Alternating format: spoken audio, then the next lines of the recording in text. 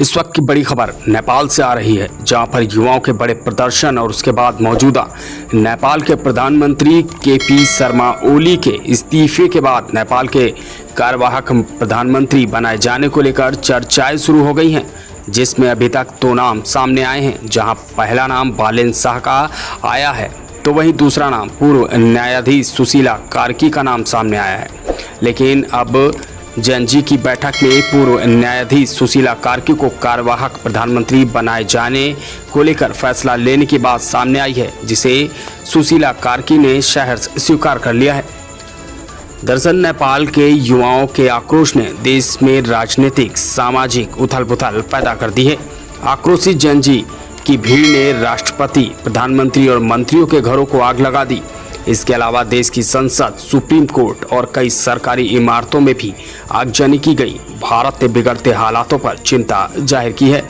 इसी बीच नेपाल मंगलवार को गहरे राजनीतिक संकट में डूब गया, जब प्रधानमंत्री केपी शर्मा ओली ने इस्तीफा दे दिया। यह कदम राजधानी काठमांडू समेत देश भर में फैले जेएनजी के नेतृत्व वाले विरोध प्रदर्शनों के बीच आया है, जो सोशल मीडिया प्रतिबंध और कथित भ्रष्टाचार के खिलाफ शुरू हुए थे।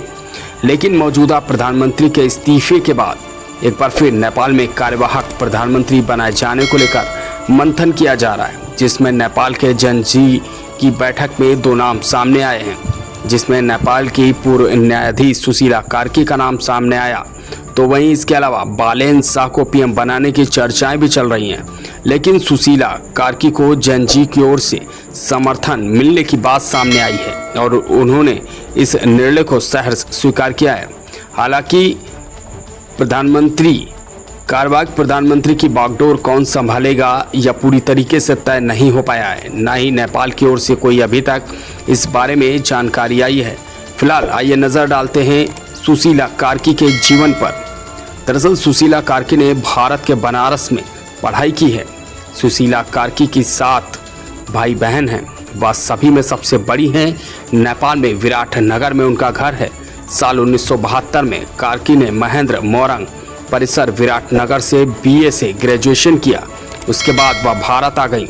यहाँ 1975 में कार्की ने बनारस हिंदू विश्वविद्यालय वाराणसी से राजनीति विज्ञान में पोस्ट ग्रेजुएशन की पढ़ाई पूरी की। साल 1978 में नेपाल के त्रिभुवन विश्वविद्यालय से कानून में स्नातक की उपाधि प्राप्त की। कार्की ने दुर्गा प्रसाद सुवेदी से शादी की थी। यह प्रेम विवाह था। सुवेदी से कार्की की मुलाकात बनारस में पढ़ाई के दौरान हुई थी। कार्की के पति दुर्गा सुवेदी उस समय नेपाली कांग्रेस के लोकप्रिय युवा नेता थे। दूसरी ओर आपको ये भी बता दें, जिस तरीके से बालेन शाह का भी नाम सामने आया था, वह